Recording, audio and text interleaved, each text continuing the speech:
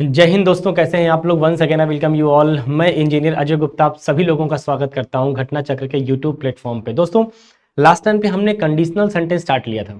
Conditional में ये देख लिया बेटा कि जब भी दो स्टेटमेंट फ्यूचर में होते हैं तो हमने समझाया सिखाया था कि एक स्टेटमेंट को लिखना होता है प्रेजेंट में और एक लिखना होता है फ्यूचर में।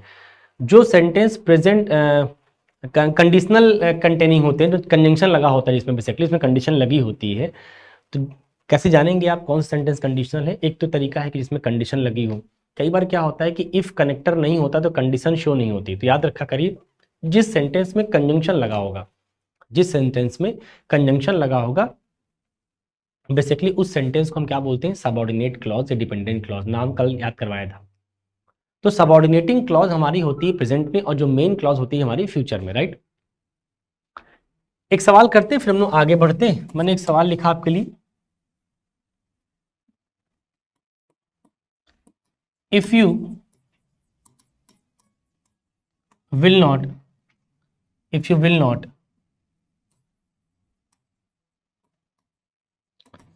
teach him, I will not talk to you। देखिए एक स्टेटमेंट लिखा है, बस रिवीजन कॉल दे ताकि जो कल हमने समझा सीखा उसको हम लोग कनेक्ट कर पाए। काम नहीं करता। देखिए लिखा गया है कि if you will not teach him I will not talk to you. हमने सिखाया था कि जो पार्ट कंडीशनल होगा, कौन सा पार्ट कंडीशनल है, ये वाला, ये है हमारा सबऑर्डिनेटिंग क्लॉज। ये बनना चाहिए बेटा कहाँ पे, प्रेजेंट में, बोलिए हाँ। और ये स्टेटमेंट बनना चाहिए, मेन सेंटेंस है, ये बनना चाहिए फ्यूचर में। अब ये बनना चाहिए प्रेजेंट में, ये बनना चाहिए फ्यूचर में।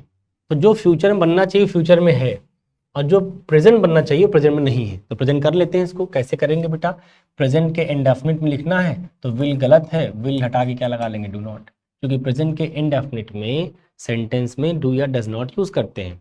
सब्जेक्ट अगर सिंगुलर है तो डज नॉट लगा लो, अगर प्लूरल फॉर्म है तो डू नॉट लगा, right. If you do not teach him I will not talk to you. एक हमने रिवीजन कॉल के लिए कॉल लिख दिया, इफ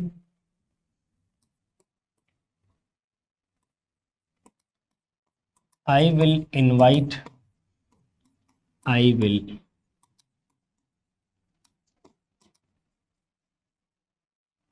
definitely join it। देखिए कोई आदमी कह रहा है कि भाई साहब आप पार्टी में जाएंगे, दावत में शामिल होंगे आप उनके यहाँ। तो आपने कहा देखो भाई, भले हमारी बोलचाल नहीं है लेकिन अगर मुझे इनवाइट किया जाएगा तो मैं ज़रूर जाऊँगा। अगर मुझे इनवाइट किया जाएगा तो मैं ज़रूर जाऊँगा। मतलब अभी दावत आई नहीं, अभी इनविटेशन आया नहीं है।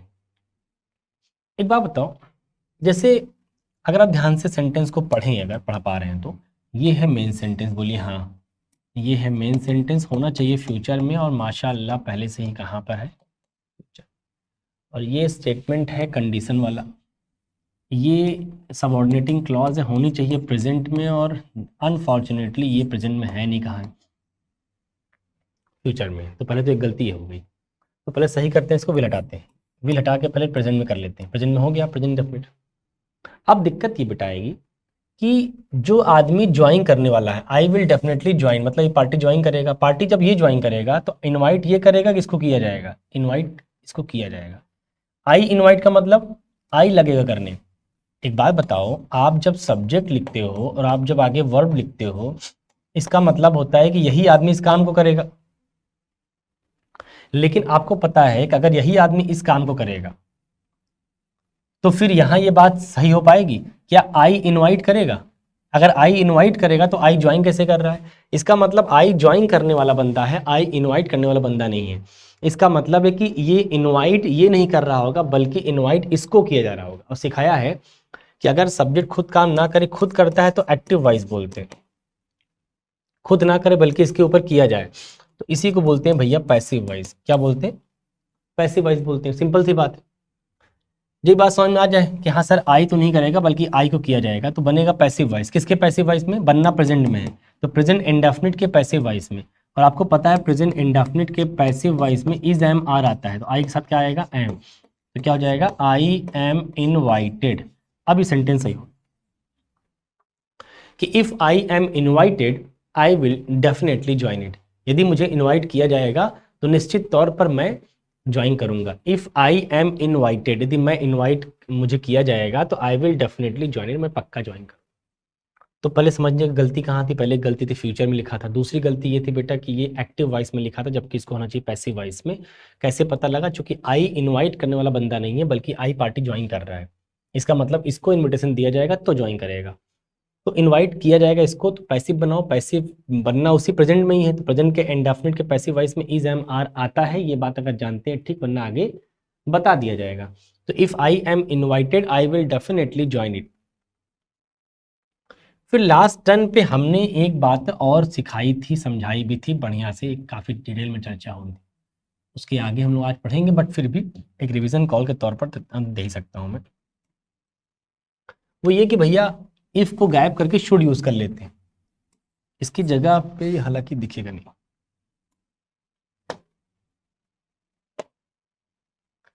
यहाँ पे शुड लगा लीजिए तो हो जाएगा भैया शुड आई। अब देखो शुड आई, अब शुड के बाद मॉडल है, मॉडल के बाद जो वर्ब आती है फर्स्ट फॉर्म में आती है, सिखाया था जब भी कभी मॉडल आपके सामने आए तो जितनी भी मॉडल्स वर्ब होती हैं इनके बाद हमेशा वर्ब की बेस फॉर्म आती है, that is first form, because intention हमेशा फर्स्ट फॉर्म से ही शो करते हैं। तो एम सिंगुलर फॉर्म होती है, प्लूरल फॉर्म होती है, तो एम का बेस फॉर्म क्या होता है, बी, ये होती है फर्स्ट फॉर्म। तो शुड आई बी इनवाइटेड, इसको ऐसे लिखना पड़ेगा, नहीं तो ऐसे लिख लो इफ आई एम इनवाइटेड, ये भी सही है। इफ गैप करके शुड लगाओगे तो शुड अपने आगे फिर एम नहीं ले पाएगा, शुड अपने आगे वर्ब की फर्स्ट फॉर्म लेगा, एम की फर्स्ट फॉर्म क्या होती है, be. Should I be invited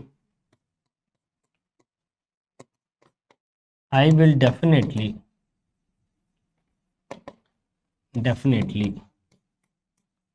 join it. तो should I be invited I will definitely join it, ये सेंटेंस सही हो गया।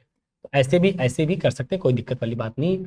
ये बात हम लोग पहले भी समझा चुके हैं भैया कि कंडीशनल सेंटेंस में जब दो सेंटेंस कंडीशन में होते हैं तो एक बनता है प्रेजेंट में, एक बनता है फ्यूचर में, याद रखिएगा ध्यान से, ठीक है। आइए आज हम कनेक्टर को चेंज करते हैं, मतलब सेंटेंस को चेंज करने का प्रयास करते हैं। मतलब सेंटेंस में कनेक्टर हमेशा इफ आएगा ऐसा नहीं होगा, इफ के अलावा 72 ऑप्शन है, आइए उनको भी देखते समझते। मैंने कह दिया as soon as he will reach, as soon as he will reach Delhi, I will call him। देखिए अगेन, देखिए इस बार यहाँ पे कि कंजंक्शन के नाम पे इफ ना देकर के क्या दिया बेटा, as soon as, दे कुछ भी सकता है। ये हो गया हमारा सबऑर्डिनेटिंग क्लॉज, ये कहाँ बनना चाहिए, प्रेजेंट में, ठीक। और ये है आपका मेन सेंटेंस जिसमें कंडीशन नहीं लगा है, ये कहाँ बनना चाहिए, फ्यूचर में। अब जो कंडीशनल सेंटेंस है वो बनना चाहिए प्रेजेंट में, है नहीं प्रेजेंट में। प्रेजेंट में करने के लिए क्या करना पड़ेगा, विल काटना पड़ेगा। और रीच चूंकि ही सिंगुलर सब्जेक्ट है तो सिंगुलर सब्जेक्ट के साथ वर्ब की फर्स्ट फॉर्म में यस या ईएस, तो रीचेस करना पड़ेगा। As soon as he reaches Delhi, as soon as he reaches Delhi I will call him. मतलब जैसे ही, एज सून एज का मतलब क्या होता है भैया, जैसे ही वो बंदा पहुंचेगा दिल्ली मैं उसको कॉल करूंगा। जय हिंद दोस्तों, कैसे हैं आप लोग। Once again I welcome you all. मैं इंजीनियर अजय गुप्ता आप सभी लोगों का स्वागत करता हूं। दोस्तों कंडीशनल सेंटेंस में हमने स्टार्ट किया था कि जब दो स्टेटमेंट फ्यूचर में होते हैं, ये कुछ ठंडा नहीं कर रहा है, जब दो स्टेटमेंट फ्यूचर में होते हैं तो उसमें से क्या होता है बेटा कि एक सेंटेंस होता है प्रेजेंट में और एक होता है फ्यूचर में, यस या नो। अच्छा कौन सा होता है प्रेजेंट में, ये कैसे जानेंगे, समझाया था कि जो सेंटेंस कंडीशनल का पार्ट होगा, मतलब जिसमें कंजंक्शन लगा होगा, वो सेंटेंस जाएगा, सबऑर्डिनेट क्लॉज होती है वो, तो वो जाएगा प्रेजेंट में। और जो स्टेटमेंट मेन सेंटेंस का पार्ट होगा वो जाएगा फ्यूचर में। अब कंजंक्शन में वैरी, कंजंक्शंस क्या होते हैं वो वैरी कर सकते हैं, कभी इफ होगा, कभी अनटिल होगा, कभी अनलेस होगा, कभी एज सून एज होगा, मतलब तमाम कंजंक्शन आपके पास है। तो अलग अलग कंजंक्शंस बदलने से क्या होता है कि सेंटेंस के टेंसेस के ऊपर भी प्रभाव पड़ता है। आइए जरा चेक करते हैं कौन कौन से। एक कंजंक्शन होता है बेटा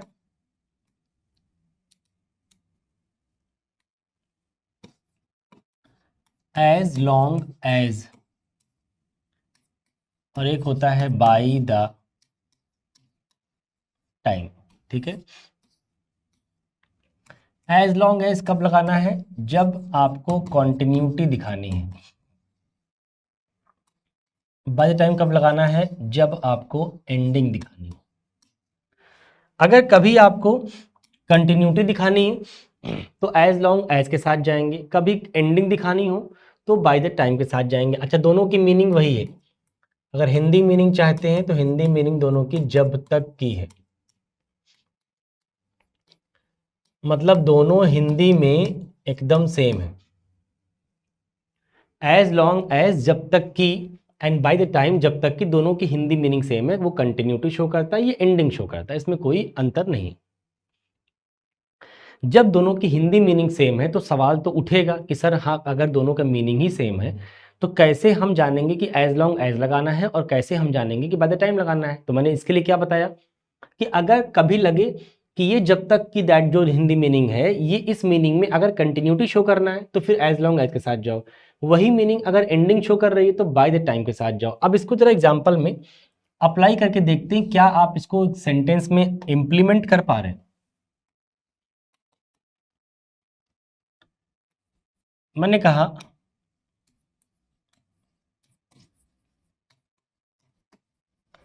बाय द टाइम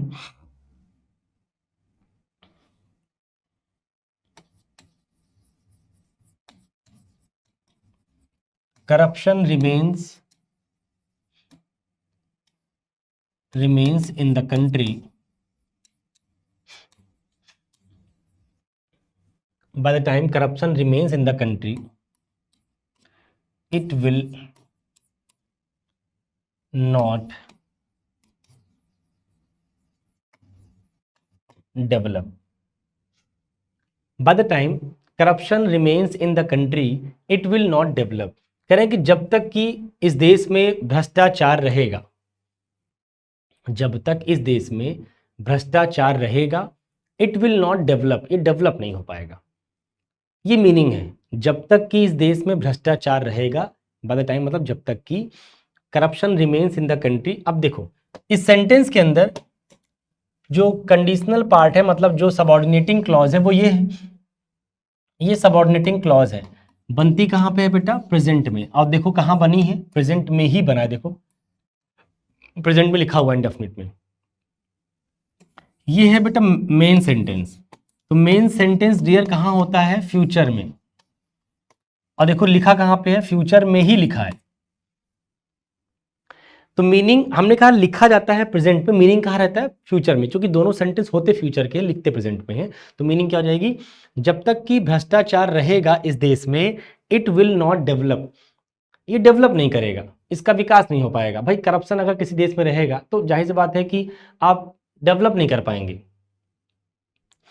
अच्छा, सेंटेंस को पढ़कर सवाल अब यही यही आपके सामने है कि सर ये बताइए बाय द टाइम का मतलब भी जब तक की था, और इसी जब तक की फीलिंग कौन दे रहा था? As long as. तो फिर बताना है कि आखिर यही लिखा रहेगा बाय द टाइम या एज लॉन्ग एज लगेगा। मैंने कहा सेंटेंस को पढ़कर आंसर कर पाएंगे आप। अगर सेंटेंस में कॉन्टिन्यूटी की फीलिंग है तो फिर जाओ go with as long as, और अगर लगता है कि सेंटेंस में एंडिंग की फीलिंग है then go with by the time. आप सेंटेंस पढ़िए और लिखा है कि जब तक कि करप्शन रहेगा, दैट मीन्स कि ये क्या है? कंटिन्यूटी है। हमें नहीं पता कब तक रहेगा, पर जब तक रहेगा, जितना लंबा करप्शन भ्रष्टाचार चलता रहेगा आपके देश के अंदर, it is not going to develop, ये डेवलप नहीं होने जा रहा है। इसका मतलब है कि यहाँ पे कंटिन्यूटी की फीलिंग है या एंडिंग की? कंटिन्यूटी की। और कंटिन्यूटी की फीलिंग कौन एक्सप्रेस करता है? एज लॉन्ग एज, ना कि बाय द टाइम। तो बेटा बाय द टाइम गलत है, बाय द टाइम गलत है, और इसकी जगह लिखना पड़ेगा एज लॉन्ग एज। तो ये गलती थी जो उसके अंदर, इसी को इंप्रूव करना था कि as long as corruption remains in the country, it will not develop ये डेवलप नहीं करेगा। तो बाय द टाइम कंजंक्शन गलत लगा था, उसको हटा के क्या लगाएंगे, as long as. I hope कि ये बात समझ में आ गई होगी कि पहले इन दोनों का मीनिंग क्या है, दोनों में डिफरेंस क्या है वो भी लिखा है। अब उन डिफरेंस को उस डिफरेंस को आप इस सेंटेंस में अप्लाई करके देखिए कि क्या इंप्लीमेंट कर पा रहे हैं या नहीं कर पा रहे हैं। आई होप कि ये कर पा रहे होंगे और समझ में भी आ रहा होगा। ठीक है, एक नए एग्जाम्पल से आपको मैं टेस्ट करता हूं कि आपने वास्तव में समझा या नहीं समझा। उन दोनों बातों को क्लियर कर दीजिए। आइए जरा, एक सेंटेंस कहा मैंने, as long as he will reach the, as long as he will reach the station, the train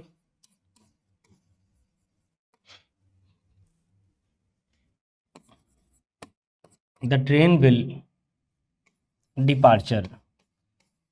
मैं 10 सेकेंड की विंडो दे रहा हूं आपको।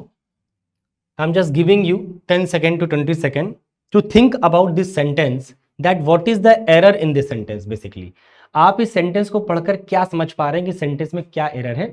एक 10 सेकेंड को विंडो आपको ओपन कर रहा हूं, आप देखिए जरा क्या कर सकते हैं इसमें, एक बार सोचिए जरा। क्योंकि मैं झट से अगर बता दूंगा ना तो सवाल की कीमत और कॉन्सेप्ट की कीमत दोनों खत्म हो जाएगी। तो मैं चाहता हूं कि थोड़ा आप बात को समझें। हाँ भाई, हो गया आप लोगों का? आई थिंक आपने सोच लिया होगा और इतना वक्त काफी है to analyse the sentence, right. आओ, हमने कहा पहला काम क्या करते हैं, पहले दोनों को बाइफरकेट करते हैं कि इसमें से कौन सा सबऑर्डिनेटिंग है, कौन सा मेन सेंटेंस है। तो मैंने कहा जिस पार्ट में कंजंक्शन लगा होता है दैट इज द सबऑर्डिनेटिंग। तो देखो सबऑर्डिनेटिंग क्लॉज हो गया दिस वन, तो ये सबऑर्डिनेटिंग है, इसको बनना चाहिए बेटा कहां पर, प्रेजेंट में, बोलिए हाँ। और जो मेन सेंटेंस है वो कहां बनेगा डियर, ये मेन सेंटेंस है, ये बनेगा फ्यूचर में, बोलिए हाँ। बात समझ में आए तो बोला करिए हाँ भैया। अच्छा, आप अगर ध्यान से देखेंगे तो मेन सेंटेंस तो फ्यूचर में है, दिख रहा होगा, द ट्रेन विल डिपार्चर। लेकिन जो हमारी सबऑर्डिनेटिंग क्लॉज है क्या वो भी प्रेजेंट में है, नहीं है, वो बल्कि फ्यूचर में लिखी है। तो पहली गलती तो ग्रामेटिकल मिस्टेक इंप्रूव करिए जो उसके टेंसेस को लेकर है। तो टेंसेस को लेकर जो गलती थी वो यही थी कि भाई ये विल हटना चाहिए। अच्छा, विल हटाओगे तो सब्जेक्ट है सिंगुलर, तो वर्ब की फर्स्ट फॉर्म में यस या ईएस जोड़ना पड़ेगा, तो रीच भी काटना पड़ेगा और क्या लिखना पड़ेगा, रीचेस। तो as long as he reaches the station, as long as he reaches the station the train will departure. अब जरा सेंटेंस की कॉन्टेक्स्ट को समझो और ये समझने का प्रयास करो कि यहां मामला एंडिंग का है या कंटिन्यूटी का है। अगर एंडिंग का हुआ तब तो ये गलत हो जाएगा, क्योंकि एज लॉन्ग एज क्या दिखाता है, कंटिन्यूटी दिखाता है। आइए समझते हैं। सेंटेंस लिखा है कि as long as he reaches the station, जैसे ही वो स्टेशन पहुंचेगा। एज लॉन्ग एज मतलब आगे जब भी कभी, जब तक कि वो स्टेशन पहुंचेगा, कह रहे हैं कि the train will departure, train जा चुकी होगी। ध्यान सुनिएगा, एज लॉन्ग एज जब तक कि ही रीचेस द स्टेशन, वो स्टेशन पहुंचेगा, तब तक the train will departure, train जा चुकी होगी। मान लो ये लड़का स्टेशन पहुंचेगा मान लो 11 AM पे अनुमानित, मैंने कहा जब तक तुम पहुंचोगे 11 AM तक तब तक तो ट्रेन जा चुकी होगी। तो ट्रेन कब चली जाएगी, 11 के पहले, मान लो 10:30 तक निकल गई ट्रेन। इसका मतलब जब ये पहुंचेगा तो ये वाला काम हो चुका होगा या होने वाला होगा, हो चुका होगा। वो कह रहा है साफ साफ कि जब तक तुम स्टेशन पहुंचोगे तब तक ट्रेन जा चुकी होगी। मतलब तुम जब पहुंचोगे 10 बजे तो 10 बजे के पहले ट्रेन जा चुकी होगी। That should be in perfect. इसका मतलब हमने आपको शुरू में सिखाया था, उस दिन बताया था कि बेटा कभी भी ये मत सोचना कि मेन सेंटेंस को फ्यूचर में हमेशा इंडेफिनिट में लिखेंगे। वो फ्यूचर के किसी भी पार्ट में जा सकता है और कंडीशनल वाला पार्ट प्रेजेंट के किसी पार्ट में जा सकता है। ये बात की चर्चा हमने डे 1 भी किया था, डे 2 भी किया था कि कंडीशनल सेंटेंस जो सबऑर्डिनेटिंग क्लॉज होती है वो प्रेजेंट के इंडेफिनिट में भी हो सकते हैं, कंटिन्यूअस में भी, परफेक्ट में भी और परफेक्ट कंटिन्यूअस में भी। वैसे ही सिमिलरली हमारा जो मेन सेंटेंस होता है उसके लिए भी है कि मेन सेंटेंस फ्यूचर के इंडेफिनिट में भी हो सकता है, कंटिन्यूअस में भी, परफेक्ट में भी और परफेक्ट कंटिन्यूअस में भी। इस सेंटेंस की डिमांड क्या है, फ्यूचर इंडेफिनिट या फ्यूचर परफेक्ट। मेन सेंटेंस में परफेक्ट क्यों, कह रहा है कि जब तक ये काम होगा तब तक ये वाला काम हो चुका होगा। दैट मीन्स कि ये सेंटेंस अभी डिमांड है बनना चाहिए फ्यूचर में तो रहेगा तो फ्यूचर में, लेकिन फ्यूचर की किस टेंस में रहेगा? परफेक्ट। तो बेटा विल गलत है, डिपार्चर गलत है, इसको हटा के क्या लिखना पड़ेगा? विल हैव डिपार्चर्ड, विल हैव डिपार्चर्ड, ये है। तो ये विल डिपार्चर से हटाकर इसको कहां लिखना पड़ेगा? Will have departured. तो main sentence should be in future perfect, will have departured. अच्छा, आज जरा सेंटेंस पढ़ते हैं। सेंटेंस क्या दे रहा है? एंडिंग की फीलिंग या कंटिन्यूटी की फीलिंग? आप क्या बोलोगे कि जब तक कि स्टेशन पहुंचोगे, मतलब वो एंडिंग टाइम, जब भी तुम पहुंचोगे, मान लो 10 बजे पहुंचोगे, वो एंडिंग टाइम है, इस एंडिंग टाइम के पहले पहले ही ट्रेन जा चुकी होगी। इसका मतलब इस बार ये जो सेंटेंस लिखा गया है ये कंटिन्यूटी है या एंडिंग है? तो आप कहेंगे सर ये एंडिंग है। तो अगर ये बेटा एंडिंग है तो फिर ये एज लॉन्ग एज गलत है, इसको हटा के यहाँ क्या लिखना पड़ेगा? By the time. तो सेंटेंस क्या बनेगा कि by the time he reaches the station, by the time he reaches the station, जब तक कि ये लड़का स्टेशन पहुंचेगा, the train will have departured, train जा चुकी होगी। By the time he reaches the station, जब तक कि लड़का स्टेशन पहुंचेगा, the train will have departured, train जा चुकी होगी। तो आपको ये समझते रहना भैया कि सेंटेंस जब तक आप पढ़ेंगे नहीं ढंग से तब तक आपको क्लैरिटी नहीं होगी कि कैरेक्टर में गलती है कि टेंसेस में गलती। गलती कहीं भी हो सकती है, गलती कहीं भी हो सकती है, वो आपको पढ़कर समझना है कि सेंटेंस के टेंस में गलती है या फिर सेंटेंस के कैरेक्टर में गलती है, राइट। तो दोनों में गलतियां हो सकती। मैंने इसलिए शुरू से आपको हेडिंग जो डाला आज की कि यही कि हम ये समझेंगे कि एज लॉन्ग एज कब लगाते हैं, बाय द टाइम कब लगाते हैं। एक तो ये नई चीज़ है आपके लिए आज। बाकी एक चीज़ पुरानी थी कि कंडीशनल पार्ट मतलब सबऑर्डिनेटिंग क्लॉज रहेगा प्रेजेंट में और जो मेन सेंटेंस होगा वो रहेगा फ्यूचर में। ये तो पुरानी बात थी, तो उस पुरानी बात को भी समझना है और नई बात को भी समझना है। आई होप कि बात समझ में आ रही होगी। ठीक है भैया, आ जाइए, अब चलते हैं आगे। अब बंद बंद रखिए, अब चलते हैं आगे। एक सेंटेंस आपके लिए और लिखते हैं फिर आगे बढ़ते हैं। मैंने कहा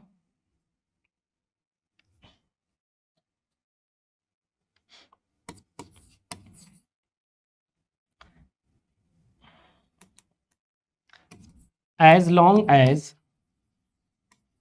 as you will talk to him on this matter, comma, as long as you will talk to him on this matter, it will be too late। ठीक है, अब देखिए जरा, फिर से जरा एक बार चेक करिए अपने आप को कि क्या आप बाय द टाइम और एज लॉन्ग एज दोनों में कंफर्टेबल हो गए हैं कि हमें ये पता लग जाता है सेंटेंस पढ़ के कि हमें एज लॉन्ग एज कब लगाना है और बाय द टाइम कब लगाना है। एक बार आप देखें जरा, 10 सेकेंड की विंडो आपके पास है, फटाफट देखिए। चलिए समझाता हूं आपको। देखिए पहला काम क्या करते हैं, पहले आप बाइफरकेट करिए कि सबऑर्डिनेटिंग क्लॉज कौन है, मेन सेंटेंस कौन, ताकि आप बात को समझ पाए गलतियां कहाँ कहाँ हो सकती हैं। देखो, जिस पार्ट में कंजंक्शन लगा होता है उसको हम क्या बोलते हैं? Subordinating clause. सबऑर्डिनेटिंग क्लॉज कहाँ होती है भैया? प्रेजेंट में, बोलिए हाँ। मेन सेंटेंस कहाँ होता है? बोलिए फ्यूचर में। अच्छा, तुम अगर ध्यान से देखोगे तो मेन सेंटेंस फ्यूचर में तो दिख रहा है, दिख भी रहा होगा, बिल लगा हुआ है, लेकिन क्या सबऑर्डिनेटिंग क्लॉज फ्यूचर में प्रेजेंट में दिख रही है? नहीं, ये फ्यूचर में दिख रही है। तो एक गलती यहाँ हो गई, ग्रामेटिकल मिस्टेक। इसका मतलब है कि ये तो विल हटाओ पहले, सब्जेक्ट चूंकि सिंगुलर नहीं प्लूरल फॉर्म में, जैसे लगाना नहीं, सही लिखा हुआ है। तो एक गलती ये हो गई कि हाँ सर, पहले कंडीशनल का जो बेसिक थीम था कि subordinating must be in present and main sentence must be in future. Now we have completed this task. Now come to the next point, that is about the connector. You have to check if this sentence shows the feeling of continuity of time, then you will have to use as long as, right? But this sentence shows the ending of time, then we'll have to use by the time. Now look at the sentence and read it carefully and just tell me कि यहाँ पर क्या show कर रहा है, what it's showing, it is showing continuity or ending। sentence कह रहा है कि जब तक कि तुम उस लड़के से इस मैटर पर बात करोगे, जब तक बात करोगे ना तब तक तो देर हो चुकी होगी। इसका मतलब वो एंडिंग दिखा रहा है कि तुम जब तक बात करोगे, मान लो 2 दिन के बाद, 4 दिन के बाद, 10 दिन के बाद, 2 घंटे के बाद, कुछ भी हो सकता है, जब तक तुम बात करोगे भैया मेरे, तब तक तो बहुत देर हो चुकी होगी। दैट मीन्स कि तुम्हारे बात करने के पहले ये काम हो चुका होगा, देर होना है, हो चुका होगा, अब कोई मतलब भी नहीं बात करने का। इसका मतलब ये जो मेन सेंटेंस है ये रहेगा तो फ्यूचर में, लेकिन फ्यूचर में कहाँ जाएगा? परफेक्ट में। क्यों परफेक्ट में? क्योंकि वो कह रहा है कि जब तक तुम बात करोगे तब तक देर हो चुकी होगी। मतलब ही क्या निकलेगा बात करने का? इसका मतलब इसको बनना चाहिए फ्यूचर के परफेक्ट में, लेकिन लिखा कहाँ इंडेफिनिट में, गलत हो गया। सही करो, सही करके विल बी काटो, और इस विल बी की जगह क्या लिखना पड़ेगा बेटा? परफेक्ट का मतलब है प्लस वर्ब की थर्ड फॉर्म, तो वर्ब क्या है? बी, तो बी की थर्ड फॉर्म बीन, और हैव लगा के थर्ड फॉर्म में कर दिया, और विल क्या शो करेगा? फ्यूचर। तो हो गया it will have been too late. तो एक गलती यहां इंप्रूव हो गई, एक गलती यहां इंप्रूव हो गई। अब आते हैं बात कनेक्टर की। हमको पता है जब ये एंडिंग शो कर रहा है, एंडिंग कैसे पता एंडिंग शो कर रहा है? क्योंकि वो कंटिन्यूटी नहीं बता रहा, वो बता रहा है कि जब तक तुम बात करोगे उस आदमी से तब तक बहुत देर हो जाएगी। मान लो तुम बात करने वाले हो 10 तारीख को, हमको पता है 10 तारीख को बात करने को कोई औचित्य ही नहीं है, क्योंकि 8 तारीख लास्ट डेट है। अब तुम 10 को बातें करोगे, हमारे किस काम का होगा? बेकार हो चुका होगा। इसका मतलब वो एंडिंग डेट जो तुम दे रहे हो उसके पहले ये काम हो चुका होगा, तो ये एंडिंग है। अगर एंडिंग है बेटा तो फिर ये गलत है, और इसकी जगह आएगा एंडिंग वाला connector, and that is by the time. Bye the time. Hello भैया, एक सेंटेंस और हम लोग कर लेते हैं, फिर हम लोग आगे बढ़ लेते हैं। एक सेंटेंस मैंने कहा by the time you are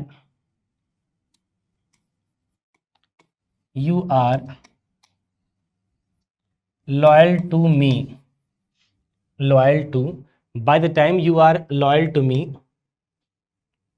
जब तक आई शैल सपोर्ट यू।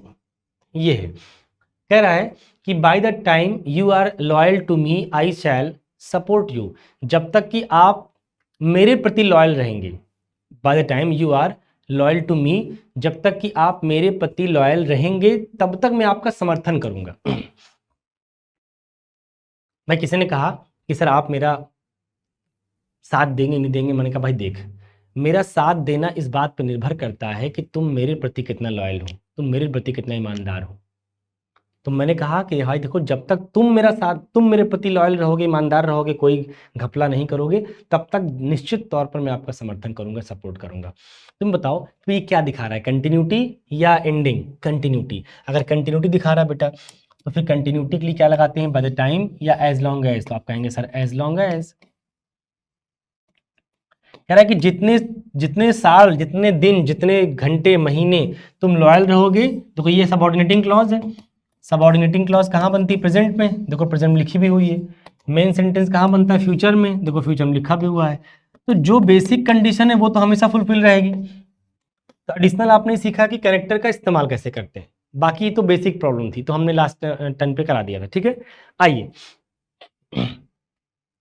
आपने इफ देख लिया कि इफ से कैसे डील करते हैं, फिर आपने एज लॉन्ग एज देख लिया, फिर आपने बाय द टाइम देख लिया कि इसको डील कैसे करते हैं, फिर आपने एज सून एज भी देखा था उस दिन। मतलब कनेक्टर के नाम पे बहुत सारे हैं, तो जो भी कनेक्टर उसको लिखते चलिए फटाफट। इसी का एक मिलता जुलता फॉर्म है अनटिल एंड अनलेस। वो इसलिए क्योंकि इसी का नेगेटिव कनेक्टर होता है ये, अनटिल एंड अनलेस। इन दोनों की मीनिंग भैया एक ही होती है, जब तक कि ना, और इसकी भी मीनिंग एक ही होती है, जब तक कि ना। ठीक है, बस ध्यान रखना है कि until shows time and unless shows condition, ये दोनों में अंतर है। इसके पहले वाले कनेक्टर में क्या था दोनों की मीनिंग? जब तक की, जब तक की वो पॉजिटिव था, उसी को नेगेटिव में डालोगे कहाँ आ जाएगा? ना जुड़ जाएगा। अब उसके आगे तुम एज लॉन्ग एज या बाय द टाइम ही लगा पाओगे। जैसे ही आपने एज लॉन्ग एज या बाय द टाइम वाले कनेक्टर को नेगेटिव करना चाहा, तो फिर उसका नेगेटिव वर्जन दूसरा क्या जाएगा? अनटिल अनलेस हो जाएगा। मतलब आप एज लॉन्ग एज या बाय द टाइम वाले सेंटेंस में नॉट वर्ड यूज नहीं कर सकते। अगर नॉट यूज करना है मतलब नेगेटिवली यूज करना है, तो नेगेटिवली यूज करने के लिए we have other options, that is until and unless. And what is the difference between these two? The difference is until shows time and unless shows condition. Got my point? Now come to the example. मैंने कहा until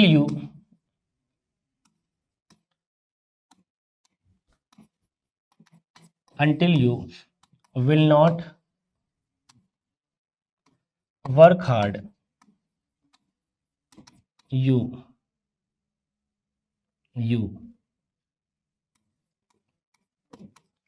will not be able to succeed. ये sentence है, until you will not work hard you will not be able to succeed. एक बात बताइए, अगर वो ये कह रहा है कि जब तक कि आप कठिन परिश्रम नहीं करेंगे, until का मतलब नहीं भी आ जाएगा, नेगेटिव भी, जब तक कि ना, जब तक कि आप कठिन परिश्रम नहीं करेंगे, करेंगे क्यों बोल रहे हैं फ्यूचर में, क्योंकि हमने कहा ना बेटा हम इंग्लिश लिखते प्रेजेंट में है कंडीशनल सेंटेंस को, लेकिन मीनिंग कहाँ होती है फ्यूचर में, क्योंकि दोनों सेंटेंस होते ही फ्यूचर में पहले से। तो मैंने कहा जब तक कि आप कठिन परिश्रम नहीं करेंगे you will not be able to succeed, तब तक आप सफलता को प्राप्त नहीं कर पाएंगे, इस लायक नहीं हो पाएंगे कि आप सफलता को प्राप्त करें। तो एक तो पहले बेसिक गलती कि पहले बाइफरकेट करिए, यहां से यहां तक हो गया सबऑर्डिनेटिंग क्लॉज, बोलिए हाँ, कहां बनती है प्रेजेंट में। एक आपका मेन सेंटेंस है यहां से यहां तक, बोलिए हाँ, कहां बनेगी बेटा फ्यूचर में। तो जो आपका सबऑर्डिनेटिंग क्लॉज है वो तो बनेगा प्रेजेंट में, और जो आपका मेन सेंटेंस है वो बनेगा फ्यूचर में। तो मेन सेंटेंस तो फ्यूचर में पहले से है, इसमें कोई शंका शिकायत वाली बात नहीं है। लेकिन जो सेंटेंस प्रेजेंट में बनना चाहिए लेकिन लिखा कहाँ फ्यूचर में, तो पहली गलती ये विल नॉट, फ्यूचर पहले विल तो हटाना पड़ेगा, विल को हटा के पहले क्या करो प्रेजेंट करो, प्रेजेंट कर दिया। दूसरी गलती ये कि अनटिल या अनलेस दोनों ही क्या है, ना वर्ड की इंग्लिश पहले से है इसके अंदर। देखो अनटिल या अनलेस दोनों में ना शब्द की इंग्लिश पहले से है कि नहीं, क्योंकि अनटिल का मतलब केवल जब तक की नहीं हुआ, अनटिल का मतलब जब तक की ना पूरा। जब उस ना शब्द की इंग्लिश पहले से अनटिल के अंदर है तो तुम अलग से क्यों लिख रहे हो, इसका मतलब कि साहब आपने गड़बड़ कर दिया, और गड़बड़ करके क्या लिखा, डू नॉट हटाना पड़ेगा। क्यों हटाना पड़ेगा, क्योंकि ये ऑलरेडी नेगेटिव है, इसका मतलब दोनों कनेक्टर कैसे यूज की जाएंगे, नेगेटिव, नेगेटिव फीलिंग में। आपको अपनी तरफ से नेगेटिव नहीं करना है, क्योंकि ये ऑलरेडी नेगेटिव है। जो चीज ऑलरेडी नेगेटिव है तो आप नेगेटिव क्यों कर रहे हैं बिना मतलब का। दूसरी बात, ये क्या है बेटा, एक कंडीशन है, ये कंडीशन है कि टाइम है, कंडीशन है, कह रहा है कि जब तक कि कठिन परिश्रम नहीं करोगे सफलता नहीं प्राप्त करोगे। तुम आज चाहे करो, चाहे कल करो, चाहे 10 साल के बाद करो, बूढ़े होने पर करो, करना तो पड़ेगा। बिना कठिन परिश्रम के इस धरती पर कुछ मिलता नहीं है, मिलना भी नहीं चाहिए, राइट। तो ये बेटा कंडीशन शो कर रहा है, तो कंडीशन के लिए अनटिल नहीं लगाते, क्या लगाते हैं, अनलेस लगाते हैं, बोलिए हाँ। आइए जरा इसका फिर से सही कर लेते हैं पूरा सेंटेंस। पूरा सेंटेंस सही हो गया, क्या हो गया, unless, unless you work hard you will not be able to succeed. हमने कहा unless you work hard you will not be able to succeed, मतलब सेंटेंस सही कैसे होगा, देखो ये कंडीशनल पार्ट था, ये बनना चाहिए प्रेजेंट में, प्रेजेंट में दिया हुआ है, प्रेजेंट में भी होना चाहिए अब। और दूसरी शर्त अनलेस की है कि अनलेस के बाद लिखा सेंटेंस नेगेटिव नहीं होगा, क्यों, क्योंकि इसमें जो नेगेटिविटी आनी है वो ऑलरेडी इसके पास है। वो नेगेटिव अलग बात है, ये तो मेन सेंटेंस कैसे मतलब नहीं है, कंडीशनल पार्ट में लगा हुआ है ना कंजंक्शन, तो ये नेगेटिव ऑलरेडी करेगा इसको, तो तुमको अलग से नेगेटिव करने की जरूरत नहीं है। तो एक गलती एग्जाम में क्या कराएगा, प्रेजेंट के बजाय फ्यूचर लिखकर। दूसरी गलती क्या कराएगा, ये होता है नेगेटिव लिखेगा पॉजिटिव। तीसरी गलती क्या कराएगा, यहां लगना चाहिए अनलेस, लगाएगा अनटिल। तो कई गलतियां हो गई। Unless you work hard you will not be able to succeed. I hope की बात समझ में आई होगी। आइए नेक्स्ट पे, मैंने एक सेंटेंस कहा,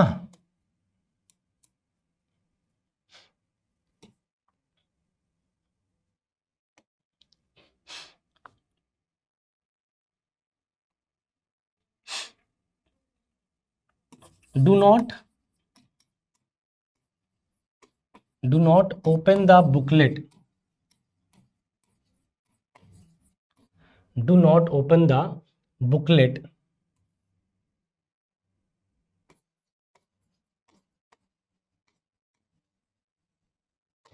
यू आर आस्क्ड। कह रहे हैं कि बुकलेट को ओपन मत करिएगा जब तक कि आपसे कहा ना जाए। अगर कभी भी आपने ऑफलाइन पेपर दिया होगा बेटा, तो ऑफलाइन पेपर में आपने देखा होगा कि आपको एक बुकलेट दी जाती थी और उस बुकलेट वो सील्ड होती थी बुकलेट, और बुकलेट के ऊपर लिखा होता था क्या कि do not open the booklet until you are asked. मतलब बुकलेट को उस टाइम तक मत खोलिए जिस टाइम तक आपसे कहा ना जाए। इसका मतलब इस बार कह रहा है कि मत खोलिए कब तक, बोले कब तक, जब तक कि आपसे कहा ना जाए। तो ये क्या है, ये टाइम है।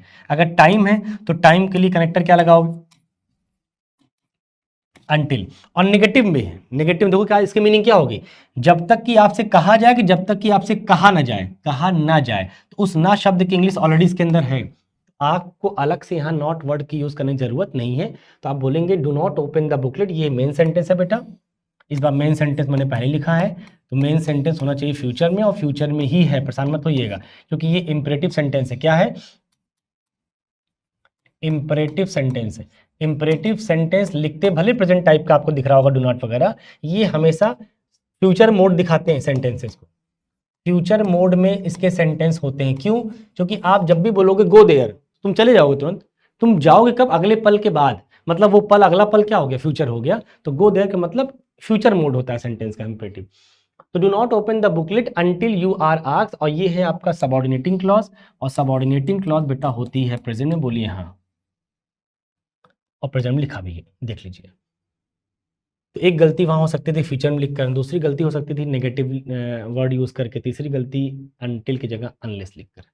दोनों मैंने समझा दिया। एक बार आप लोग देखें, मैं थोड़ा पानी पी लूं। चलिए बात को आगे बढ़ाते हैं। अनटिल अनलेस हो गया, एज लॉन्ग एज हो गया, बाय द टाइम हो गया, एज सून एज हो गया। मैंने कहा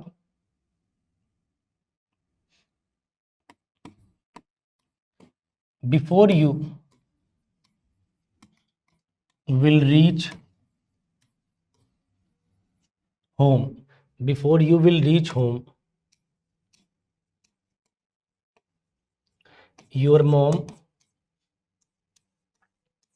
will cook food।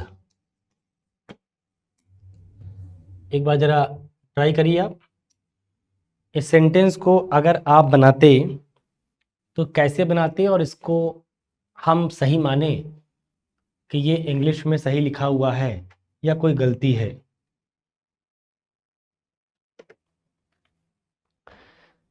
Is it right और रॉन्ग, एक बार आप जरूर चेक करें और बताएं।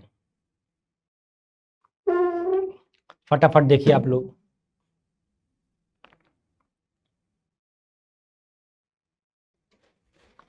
सेंटेंस में कोई गलती हो तो बताइए भैया।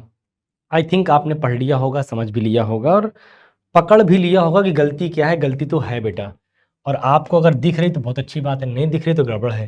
देखिए पहला काम क्या करते हैं, सेंटेंस को बाइफरकेट करिए। बाइफरकेट करेंगे तो कैसे करेंगे, ये हो गया भैया आपका सबऑर्डिनेटिंग क्लॉज, ये कहां बनना चाहिए, प्रेजेंट में, और ये हो गया मेन सेंटेंस, कहां बनना चाहिए, फ्यूचर में।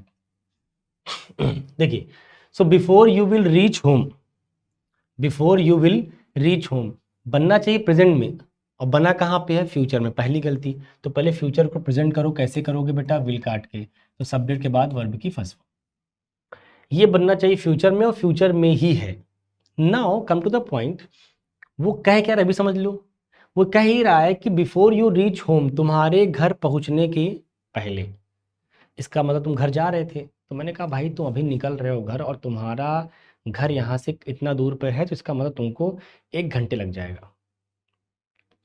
तो मैंने कहा तो मैंने कहा आपके घर पहुंचने के पहले आपकी माता जी खाना बना चुकी होंगी। कब, आपके पहुंचने के पहले वो वाला काम हो चुका होगा। कौन वाला, जो ये कर रही हैं। इसका मतलब जो काम ये कर रही हैं ये ऑलरेडी डन हो चुका होगा। कब, तुम्हारे घर पहुंचने के पहले। अगर डन हो चुका होगा तो इसका मतलब है कि ये काम पहले हो गया, तो जो काम पहले हो गया वो बनेगा परफेक्ट में, जो काम खत्म हो गया तो परफेक्ट टेंस लगेगा। लेकिन लिखना कहाँ पे, फ्यूचर में ही। तो फ्यूचर में कैसे लिखोगे बेटा, योर मॉम विल हैव लगाओ और वर्ब की थर्ड फॉर्म लगाओ, your mom will have cooked food, लो हो गया। मेन सेंटेंस बनना चाहिए फ्यूचर में, फ्यूचर में अभी भी है, बट ये फ्यूचर इंडेफिनिट के बजाय परफेक्ट टेंस होगा। वो क्यों होगा, क्योंकि वो ये कह रहा है कि तुम्हारे घर पहुंचने के पहले, मान लो तुम पहुंचोगे 10 बजे, तो मम्मी खाना क्या बजे बना चुकी होंगी, 9:30 बजे तक। तो 9:30 बजे तक ये काम हो चुका होगा, परफेक्ट स्टेट में होगा। तो perfection is shown by perfect tense, not indefinite tense. तो फिर लिख लो परफेक्ट टेंस। इसमें गलती क्या थी कि ये प्रेजेंट में होना चाहिए, फिर लिखा फ्यूचर में था, तो लो प्रेजेंट कर लो। तो आई होप कि बात समझ में आ गई होगी भैया।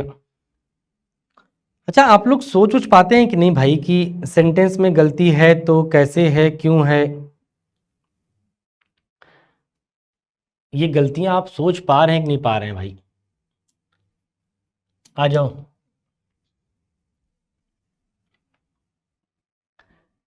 मैंने एक सेंटेंस लिखा आपको कि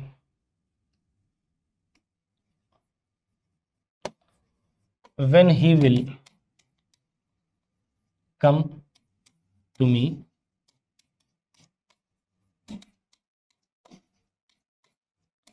I will talk to him. When he will come to me, I will talk to him, ये स्टेटमेंट लिखा। अब बताना है क्या ये सेंटेंस सही है या गलत है, ये बताना है। एक बार जरा आप सोचें। तो ऑलमोस्ट आज हमारा कंडीशनल फ्यूचर वाला तो खत्म ही हो गया है लगभग लगभग। हालांकि एक दो केस रह गए हैं, एक दो केस में चर्चा कर लेंगे। देखिए, when he will come to me, अब ये सेंटेंस है बेटा आपका, क्या बोलते हैं, सबऑर्डिनेटिंग। सबऑर्डिनेटिंग कहाँ बनेगा, प्रेजेंट। और ये सेंटेंस है फ्यूचर, मेन सेंटेंस, ये कहाँ बनेगा, फ्यूचर में। तो मेन सेंटेंस देखिए आपका फ्यूचर में है, कंडीशनल होना चाहिए प्रेजेंट में, है फ्यूचर में, पहले प्रेजेंट करो। विल काटने के बाद सब्जेक्ट ही सिंगुलर है, तो वर्ब में यस या ईएस लगाना पड़ेगा। तो बेटा कम भी गलत है, क्या लिखना पड़ेगा, कम्स, बोलो हाँ।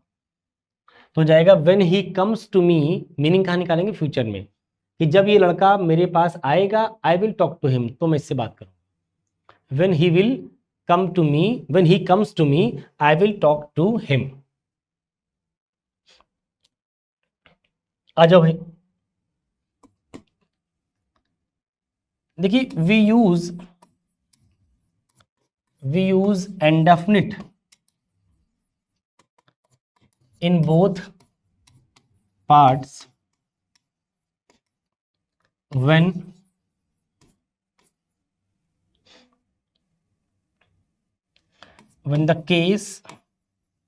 the case belongs to universal truth,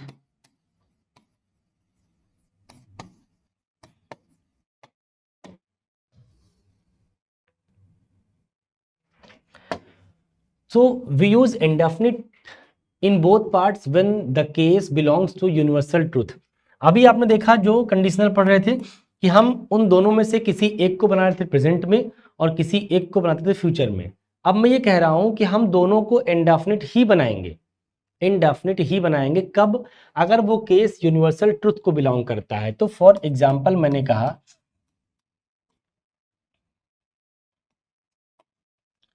if you will heat water at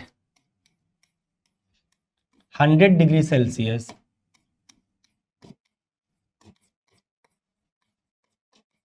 it will boil. देखो एक बार बताओ, वाटर का बॉइलिंग टेम्परेचर कितना होता है भैया, वाटर का बॉइलिंग टेम्परेचर कितना होता है? तो आप कहेंगे सर 100 डिग्री। इसका मतलब वाटर को अगर 100 डिग्री पे हम बॉयल करेंगे तो वो 100 डिग्री पे हीट करेंगे तो वो तो बॉयल करेगा क्योंकि बॉइलिंग टेम्परेचर ही वही है। इसका मतलब ये यूनिवर्सल ट्रूथ है, ये साइंटिफिकली प्रूवन है कि 100 डिग्री पे अगर आप वाटर को हीट करोगे, टेम्परेचर दोगे, तो ये बॉयल करेगा ही करेगा। इसमें कोई शंका या किसी प्रकार की डाउट्स की कोई जगह नहीं है।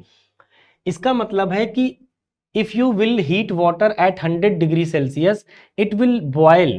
तो इट विल बॉयल जो लिखा गया है, तो हमने कहा ना कि जब बात यूनिवर्सल ट्रुथ की हो तो यूनिवर्सल ट्रुथ में क्या करते हैं भैया कि याद रखिएगा, यूनिवर्सल ट्रुथ में दोनों को लिखते हैं इंडेफिनिट टेंस में, दोनों इंडेफिनिट टेंस में रहेंगे। इसका मतलब है कि ये इंडेफिनिट करने के लिए क्या करना पड़ेगा, प्रेजेंट करना पड़ेगा पहले इसको। तो इफ यू हीट हो गया, ये प्रेजेंट हो गया इंडेफिनिट में, ये भी प्रेजेंट मतलब रहेगा। इंडेफिनिट के बजाय तुम यहाँ लिख लो वी यूज प्रेजेंट इंडेफिनिट, ज्यादा बेहतर है, वरना आप डाउट में रहेंगे कि फ्यूचर भी लिख सकते हैं। हमने वहां जो मेरा इंडेफिनिट कहने का मतलब था प्रेजेंट था, मतलब दो के दोनों सेंटेंस अब प्रेजेंट में ही बनेंगे, फ्यूचर में नहीं बनेंगे। क्यों प्रेजेंट में? क्योंकि हम ऐसा नहीं कर रहे हैं कि तुम ऐसा करोगे तो ऐसा होगा, शंका नहीं है। अगर ऐसा करते हो तो ऐसा ही होता है, इसमें कोई दो राय नहीं है। अगर आप पानी को बॉयल करते हो 100 डिग्री पे तो बॉयल ही होगा, उसमें कोई शंका नहीं है। इसीलिए यूनिवर्सल ट्रुथ को हम हमेशा प्रेजेंट के ही इंडेफिनिट में मेंटेन करते हैं। तो यहां भी प्रेजेंट इंडेफिनिट और यहां भी प्रेजेंट इंडेफिनिट। तो बेटा इसको करने के लिए क्या करना पड़ेगा, विल हटाओ तो बॉयल में यस लगाना पड़ेगा बिकॉज सब्जेक्ट सिंगुलर है। तो बोलना पड़ेगा if you heat water at 100 degree Celsius it boils. I hope की बात समझ में आ गई होगी। तो ये यूनिवर्सल ट्रुथ का भी केस है। अभी हम लोगों को आगे और भी केस पढ़ने, आज के लिए इतना ही, मिलते हैं नेक्स्ट वीडियो में ताकि हम आगे की बात को कंटिन्यू कर पाए। ठीक है भैया, थैंक यू सो मच।